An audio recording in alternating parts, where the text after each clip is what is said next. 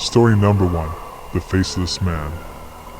Samantha had always enjoyed traveling alone, finding solace in the quiet solitude of hotel rooms, especially when they were high up, far from the noise of the city. One evening, after checking into a small, seemingly charming hotel nestled at the edge of a quiet town, she made her way to the top floor, where she was given a room that overlooked the dark, empty streets. The receptionist had been unusually polite, almost too polite, as if there was something more he wanted to say but couldn't. That night, after a long day of traveling, Samantha sank into the soft bed, the crisp sheets cool against her skin. As she drifted into a deep sleep, she was unaware of the presence that watched over her from the shadows. Around midnight, the air in the room grew cold, far colder than it should have been for such a warm night. Samantha stirred in her sleep, pulling the covers closer to her. She was suddenly jolted awake by a foul, putrid smell, a mixture of decaying flesh and something far worse. It was so overwhelming, so thick, it seemed to suffocate the very air in her lungs. Then, through the haze of darkness, she saw him. A towering figure standing at the foot of her bed, impossibly tall and thin. But what struck her most was his face, or the lack of it. Where his face should have been was nothing but a smooth, featureless expanse of skin. His eyes, if he had them, were hidden deep within the shadows of his hollow face. The smell grew stronger, and she could feel the weight of his presence, like he was suffocating her from the inside out. Before Samantha could scream or even move, the figure reached down toward her. His hands, long and bony, grabbed her by the neck, tightening around it with an unyielding force. Panic surged through her, but she couldn't breathe. Her vision began to blur as she struggled for air. She tried to push him off, but it was as if his grip was made of iron. With every passing second, her consciousness began to slip away. And just as she thought she might lose herself to the darkness, the figure released her grip, and she gasped for air, feeling a cold sweat coating her skin. But he didn't leave. He simply stood there, watching her, his presence more suffocating than ever. Samantha's heart raced, and she couldn't move.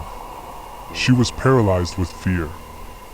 The next morning, she woke up to find that the room was empty, the smell of decay gone. But she knew the truth. The faceless man was still there, lurking in the shadows, waiting for the next night to fall. Story number 2. The Faceless Menace. Emily had always been drawn to old, abandoned places. She loved the sense of mystery that came with exploring forgotten corners of the world. So, when she found an online listing for a small, historic hotel located at the edge of a sleepy town, she couldn't resist. The place, a towering structure that looked almost out of place, stood proudly in the middle of an overgrown lot. There was something about it that whispered to her, something that felt almost alive. The receptionist, an elderly woman with sharp eyes, handed Emily an old-fashioned brass key. "Room 701, she said in a voice that sounded almost like a warning. "Top floor. Best view of the city." As night fell, Emily made her way up to the top floor. The hallway was dimly lit, with the worn carpets creaking under her every step. She hesitated for a moment at the door before unlocking it. The room was quiet, furnished with a large bed, antique furniture, and old wallpaper peeling at the edges. She smiled, thinking it would be a peaceful night after all the travel. But soon after crawling under the covers, an oppressive sense of dread filled the room. The air grew thick and stagnant. A putrid smell, like rotting flesh, slowly crept in, making her stomach churn. Emily sat up, her heart racing. She turned on the bedside lamp, but the bulb flickered and died. She heard something then, a faint, slow scrape against the floorboards, almost imperceptible. Her breath caught in her throat. When she turned her head, there, standing at the edge of the bed, was a tall figure cloaked in darkness. He was impossibly tall, his body leaning forward slightly, his hands hanging loosely by his sides. Emily froze as she stared at the faceless man. His skin was pale and smooth, but his face, a smooth expanse of nothing, left a deep chill in her bones. A wave of nausea washed over her as he stepped closer to the bed, the stench of decay stronger than ever. Before she could scream, his cold, clammy hand gripped her neck. The world spun as his fingers tightened around her throat, cutting off her air. She tried to fight back, to break free, but her body wouldn't respond. The room seemed to close in on her as darkness overtook her vision. With a final gasp for breath, Emily's vision blurred. She never saw the morning light. The next day, the hotel was silent. Guests came and went, but there was no sign of Emily. The room stood untouched, the bed made as if she had never been there at all. The receptionist simply stared as another traveler approached the counter, and she whispered softly to herself, "Not the first time, won't be the last." And somewhere, high in the hotel, room 701 remained, waiting for its next guest. Story number 3, The Faceless Attacker. Lena had always been a lover of quiet, secluded getaways.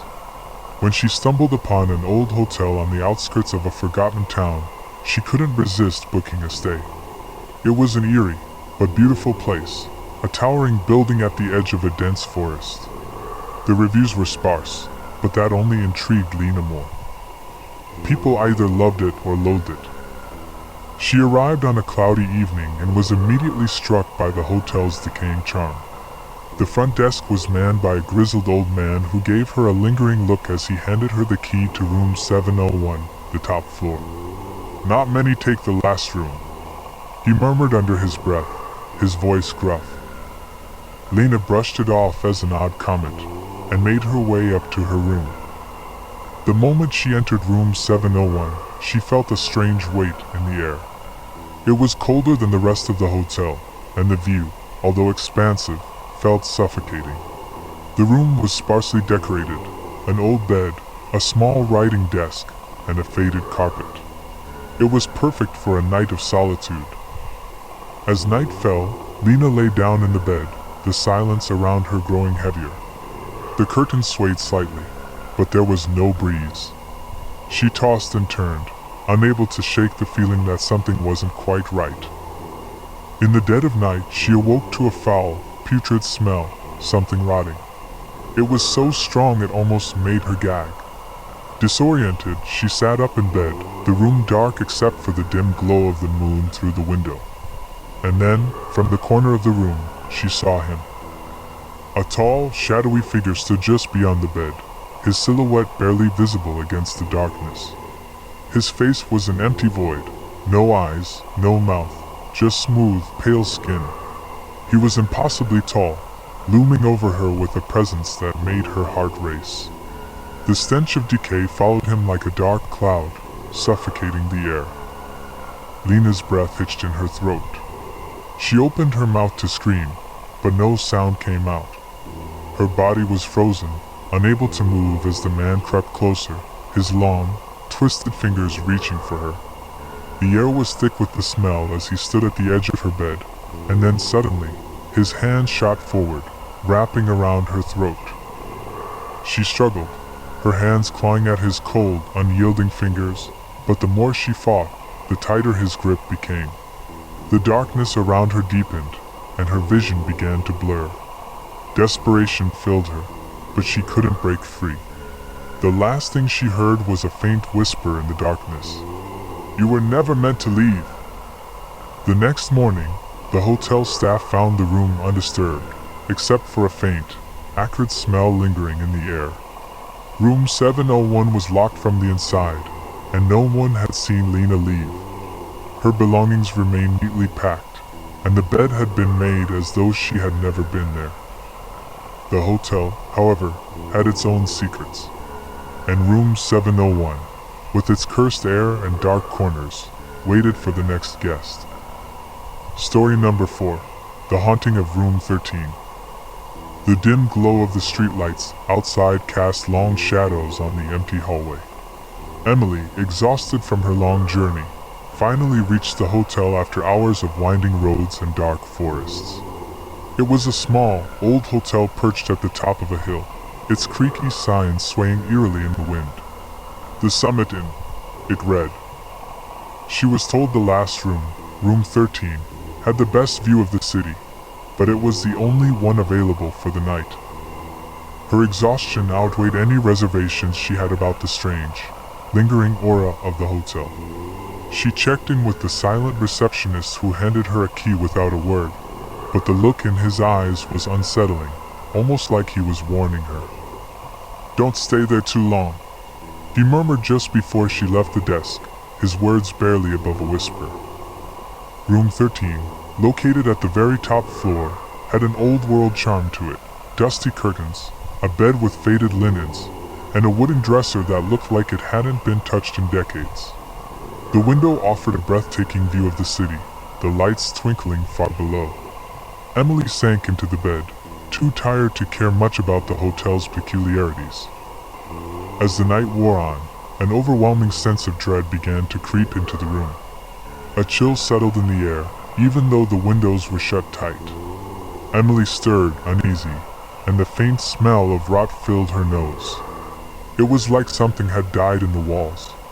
She tried to ignore it, brushing it off as a figment of her imagination. But then, around midnight, she woke up to a strange noise, soft, almost like breathing, but it was coming from the corner of the room. Her heart pounded as she tried to sit up, but her body felt heavy, paralyzed. She glanced over, her eyes widening in terror. In the dark corner of the room, a tall figure stood motionless. Its face was smooth, featureless, like a blank canvas. The figure was impossibly tall, towering over the bed with an aura of pure malevolence. The smell of decay hit her again, stronger this time, and she could almost taste it in the air. Her breath came in short gasps as she tried to scream, but no sound escaped her lips. The figure moved closer, its long limbs stretching toward her. The bed creaked under its weight as it loomed over her. Emily's body froze as the figure's cold, bony hands closed around her neck, tightening with an unnatural force. She gasped for breath, her hands clawing at the invisible pressure, but it was no use. She couldn't fight back. Her vision began to blur, and the darkness consumed her. The next morning, when the hotel manager came to check on room 13, he found it eerily silent. The bed was untouched, the curtains drawn, and the air smelled faintly of mildew. Emily's belongings were still there, but she was nowhere to be found. Her purse and phone remained by the bedside, untouched. Room 13 had claimed another victim, as it had done countless times before. And as the hotel's ancient sign swayed in the wind, the darkness waited for the next traveler to check in. Story number 5, The Faceless Shadow. Lena had always been drawn to the strange and eerie. So, when she found an old, forgotten hotel at the end of a winding road, she couldn't resist. The Edgewood Hotel, nestled in a remote mountain range, promised an atmosphere of mystery, perfect for her weekend getaway. The receptionist, an old woman with hollow eyes, didn't say much except, "You're staying on the top floor, room 16. It's the only one left." When Lena stepped into the room, she immediately felt a chill in the air. The view from the window was stunning, overlooking a dark forest that seemed to stretch on forever. But something about the room felt off. The walls were thin, the carpet worn, and the bed, it just seemed like it had seen too much. Still, she brushed off the unease and settled in for the night. At first, everything seemed normal. She read for a while, then shut off the lights and tried to sleep. But as the clock struck midnight, the temperature in the room dropped dramatically. Lena shivered as she lay beneath the covers, the sensation of something watching her making her skin crawl. Suddenly, she awoke to the distinct smell of decay, something rancid, like rotting meat. The stench was suffocating, and it made her gag. But before she could react, she felt it, the unmistakable pressure of something cold and heavy on her chest. Her eyes snapped open, and there, standing beside the bed, was a figure, tall, impossibly tall, with no face. Its form was humanoid, but the features were entirely smooth, like a blank canvas. The only thing Lena could focus on was the smell, a thick, putrid odor that seemed to seep from its very skin. Frozen in fear, Lena couldn't move. She tried to scream, but her throat was tight, constricted by an unseen force. The faceless figure loomed closer, its long, shadowy hands reaching for her. She could feel the weight of its presence, suffocating her as it moved ever closer to her throat. Its grip tightened around her neck with a vice-like force, and she gasped for breath, but there was none to be found.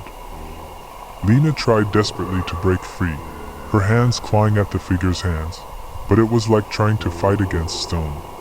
The darkness in the room deepened, and the figure's grip tightened even more. Her vision began to blur, her breath becoming shallow, and she felt her consciousness slipping away. She could no longer breathe, her heart pounding in her chest as the world around her faded into blackness. When the morning came, the hotel room was eerily quiet. The sun shone through the windows, but there was no sign of Lena. The bed was undisturbed, the curtains drawn. It was as if she had never been there. The staff came to check on her, but when they opened the door to room 16, there was nothing, no sign of struggle, no sign of life. Her belongings were still scattered on the dresser, but Lena herself had vanished. The Edgewood Hotel remained as it always had, perched on that dark, forgotten mountain, and as the wind howled through the trees outside, the faceless figure waited in the shadows, ready to claim its next victim. Story number 6. The Man Without a Face. Megan was no stranger to oddities. She had a fascination with abandoned places and had often stayed in old, rundown hotels to capture their eerie beauty through her camera lens. When she came across the Blackwood Hotel, a once grand but now decaying establishment, she felt an odd pull toward it. Tucked away at the end of a forgotten street in a remote town, it seemed perfect for a solo weekend getaway. The moment she checked in, the receptionist gave her a cryptic warning. "Don't go to the top floor, it's not safe." Megan, dismissing the odd comment as nothing more than a local superstition, took the key to room 17 on the top floor and made her way up. As soon as Megan stepped into the room, she felt a strange sensation in the air, heavy, thick, as if something was watching her. She shrugged it off, telling herself it was just her imagination. The room, with its peeling wallpaper and creaky furniture, felt like it had been frozen in time. She set her things down and decided to rest before heading out to explore the town. That night, after a long day, Megan fell into an exhausted sleep. But as the clock struck midnight, a stench filled the room. It was a nauseating smell, like decay, like something long dead. She woke, eyes wide, her heart pounding. The air had grown thick, and the temperature dropped drastically. As she lay there in confusion, trying to figure out where the smell was coming from, she suddenly felt the pressure of something, or someone, looming over her. The bed dipped, and then she saw him, a tall, impossibly tall figure standing at the foot of her bed. His face was smooth, like a blank canvas, no features, just a dark void where his face should have been. His eyes, if they could even be called that, were empty sockets that seemed to pierce her very soul. Panic surged in Megan's chest as she tried to scream, but no sound escaped. She could barely breathe, her chest tightening as if invisible hands were squeezing the life out of her. The man slowly leaned forward, his presence suffocating, and that vile stench grew stronger. The faceless figure reached down with long, skeletal hands, one of which wrapped around her throat. Megan tried to push him away, but it was as if she were trying to move a mountain. She struggled, her vision beginning to blur as the life drained from her body. Her hands were shaking, desperately grasping for air, but it was no use. The grip of the faceless man was too strong. As the darkness closed in, her last thought was of the strange warning from the receptionist. She realized too late that there was no escaping this fate. The last breath she took was filled with that suffocating stench, and then, nothing. The next morning, the hotel staff discovered room 17 locked from the inside. When they entered, they found no trace of Megan, her belongings untouched, the bed neatly made. As the hours passed, the mystery deepened. No one knew what had happened to her. The police came, but there were no signs of struggle, no evidence to explain the disappearance. Some say Megan's spirit still haunts the top floor of the Blackwood Hotel, a restless soul searching for a way to escape the faceless horror that claimed her. And some believe that the man without a face is still out there, waiting for his next victim, the foul odor of decay his only warning. Story number 7, The Last Supper at the Clown Hotel. Jessica had always loved quirky adventures, so when she stumbled upon an advertisement for the Painted Smile Inn, a hotel fully themed around clowns, she couldn't resist booking a weekend stay. The idea of colorful decor, whimsical performances, and a unique ambience sounded perfect for her weekend getaway. The receptionist, dressed as a jovial jester, greeted her with an unsettling grin. "Welcome, Miss Jessica. You're just in time for tonight's feast and show. You'll find it unforgettable," he said, handing her the key to room 303. Jessica laughed nervously and headed to her room, slightly unnerved by the receptionist's tone. Her room was exactly what she'd imagined: vibrant clown-themed wallpaper, a stuffed clown doll on the bed, and even clown masks hung on the walls. As night fell, a loud bell echoed through the hallways, signaling dinner time. The hotel's dining area was a spectacle, a large, ornately decorated lobby filled with guests seated at circular tables, each centerpiece featuring a porcelain clown head. The clowns, played by the staff, performed small acts between the tables as a lively band played circus tunes. Jessica found herself charmed by their antics, though something about their painted smiles and exaggerated gestures felt slightly off.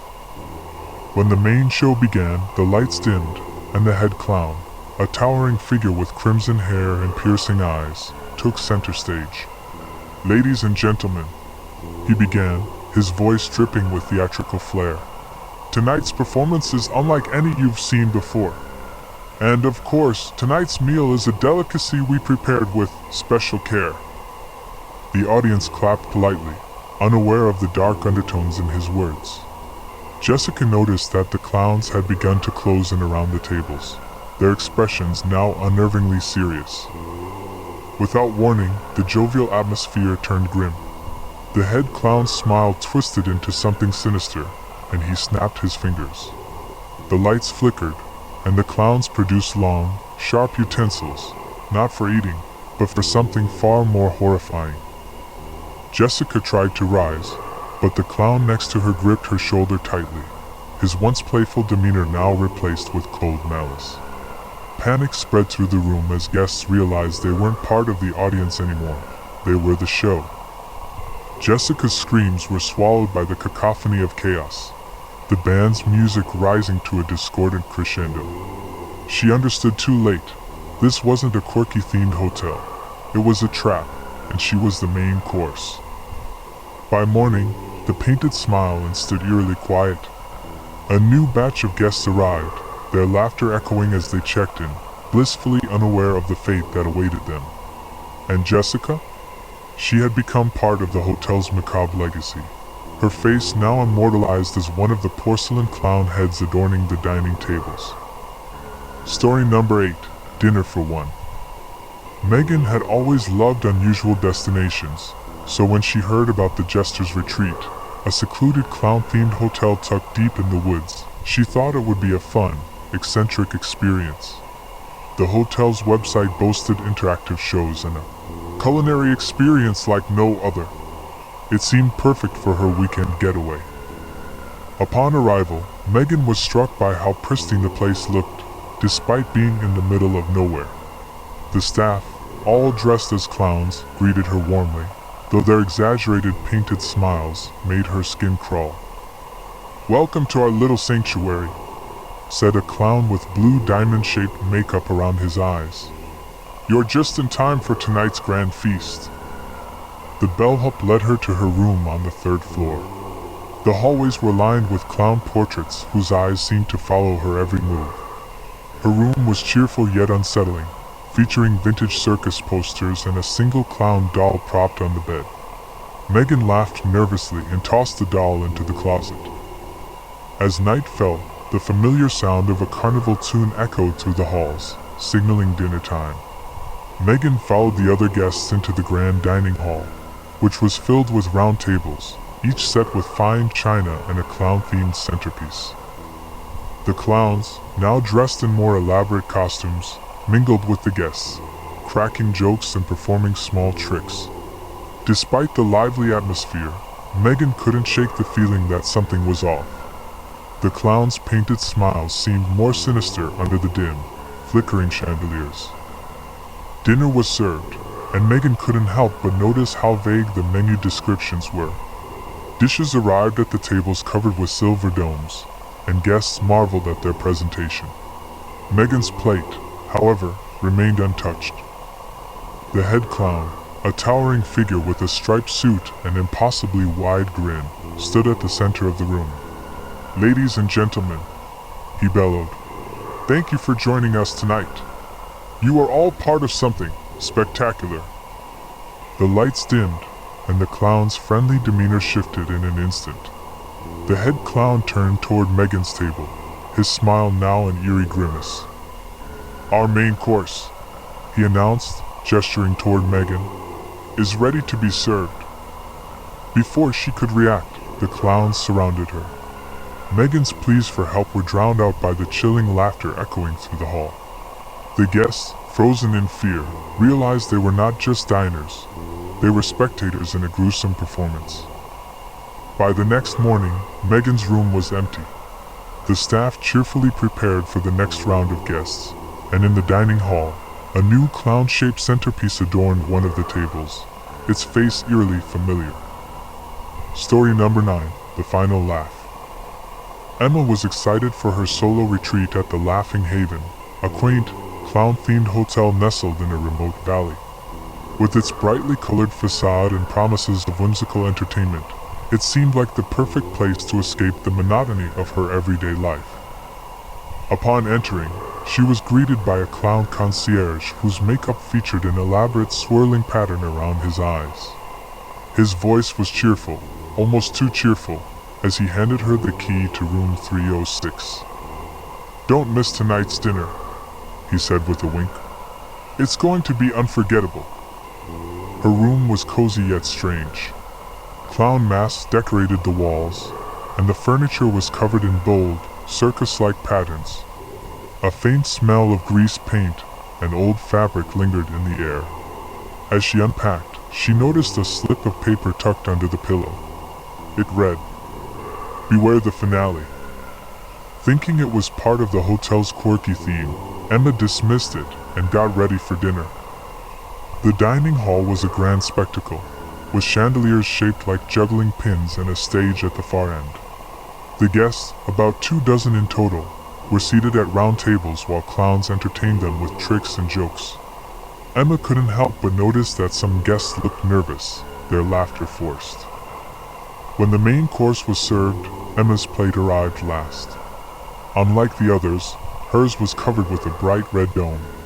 Before she could lift it, the lights dimmed, and a spotlight illuminated the stage. The head clown, dressed in a dazzling sequin suit, addressed the room. "Ladies and gentlemen, thank you for joining us for tonight's feast. We've saved the best for last." With a dramatic flourish, he pointed to Emma's table. The clowns around her erupted into unsettling laughter as the dome on her plate lifted by itself, revealing nothing. Confused, Emma turned to the head clown, whose grin had stretched unnaturally wide. "You, my dear," he said, "are the final course." The room descended into chaos as clowns closed in on her, their once playful demeanor now menacing. Emma tried to flee, but the guests remained frozen in their seats, as though they were part of the act. By the next morning, Emma's belongings were gone, her room pristine as if she had never been there. A new red dome was added to the hotel's display case in the lobby, labeled simply, "The Final Laugh."